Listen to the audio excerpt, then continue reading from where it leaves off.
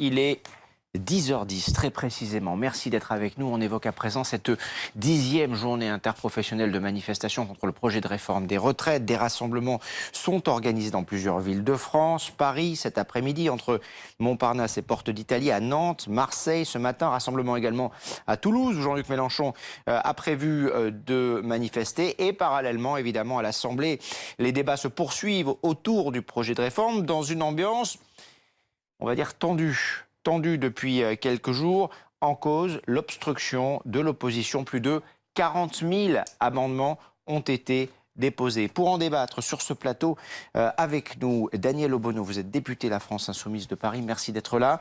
Également avec nous en duplex, Sacha Houlié, député En Marche de la Vienne. Madame Obono, je voudrais vous faire réagir à toute autre chose. Je vous ai vu tout à l'heure, pendant le journal de Céline Moncel, réagir à cette affaire, cet échange d'amabilité hier entre le ministre de l'Intérieur et Olivier Faure, le patron du PS. Je vous ai vu lever les yeux au ciel.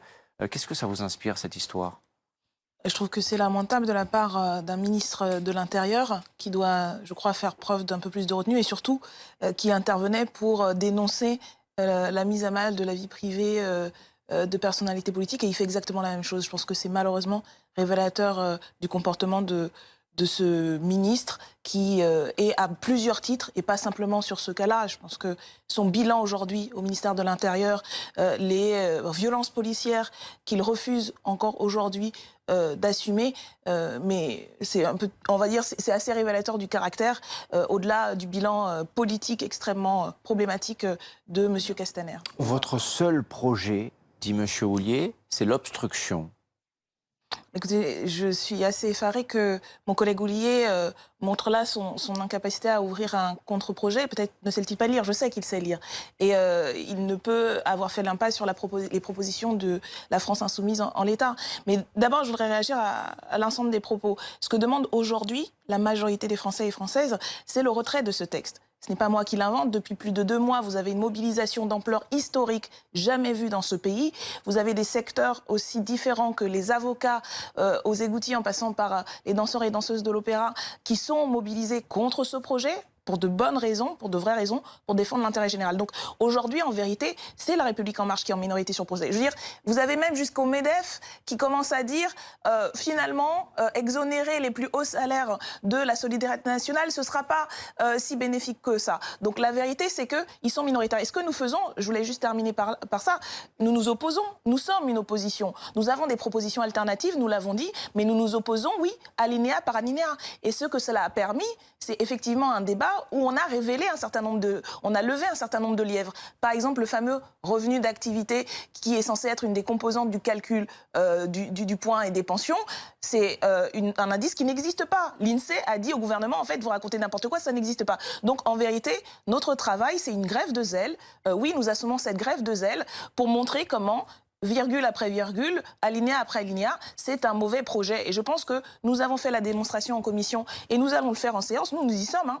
La question, c'est pourquoi est-ce que le gouvernement veut une procédure accélérée? Pourquoi il ne prend pas le temps sur un projet aussi majeur? Ils l'ont dit, ça remet quand même en cause, de notre point de vue, une institution, un acquis social fondamental. Il veut absolument accélérer pour passer avant les municipales pour des raisons électoralistes. Ça, c'est faire de l'obstruction parlementaire, de ne pas nous laisser le temps de faire ce travail-là et qu'il justifie, encore une fois, ce qu'il n'arrive pas à faire, qu'il justifie cette mauvaise réforme. Je ne sais pas pourquoi les députés de la majorité sont tellement effrayés que nous prenions le temps qu'il faut pour point par point et point par point. Non mais franchement, est-ce que vous avez besoin, pardon, non. Madame, est-ce que vous avez besoin de déposer 41 000 amendements? Alors, oui, la France Insoumise n'est pas la seule à avoir déposé des amendements. Certains l'ont été, même dans le camp de la majorité. Y compris dans la majorité, mais oui. Vous pourriez amender ce projet de manière peut-être un peu plus constructive que de changer des virgules, non? Je pense que c'est constructif parce que ce projet de loi est un mensonge permanent sur l'universalité. Oui, donc nous avons amendé, par exemple, dès l'avant-premier chapitre, sur les soi-disant grands principes. Parce que ce projet n'est pas universel. Et on l'a prouvé. Et la mobilisation, il n'y a pas que la France Insoumise d'ailleurs. Tous les experts qui se sont penchés, le Conseil d'État a dit que l'étude d'impact, c'est quand même un des documents fondamentaux pour les... La méthode dont je vous parle. Non, mais c'est sur le fond.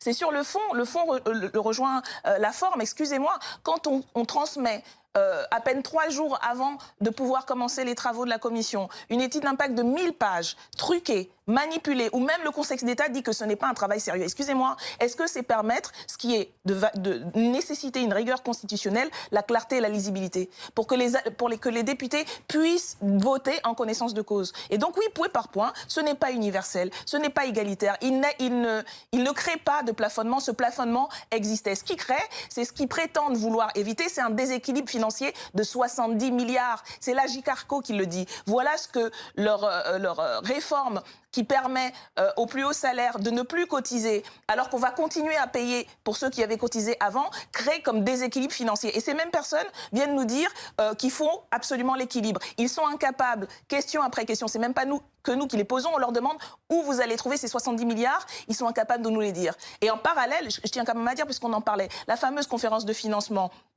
Comment voulez-vous qu'on vote un projet d'une telle ampleur qui a 29 ordonnances? Donc on ne sait pas comment ils vont arriver à boucler le budget. Alors qu'en même temps, les négociations ont lieu. C'est aussi ce que dit la droite. Là-dessus, vous rejoignez. Alors, pas facile d'organiser un débat à distance, mais je voudrais, Madame Obono, qu'on puisse entendre Sacha Houlié rapidement.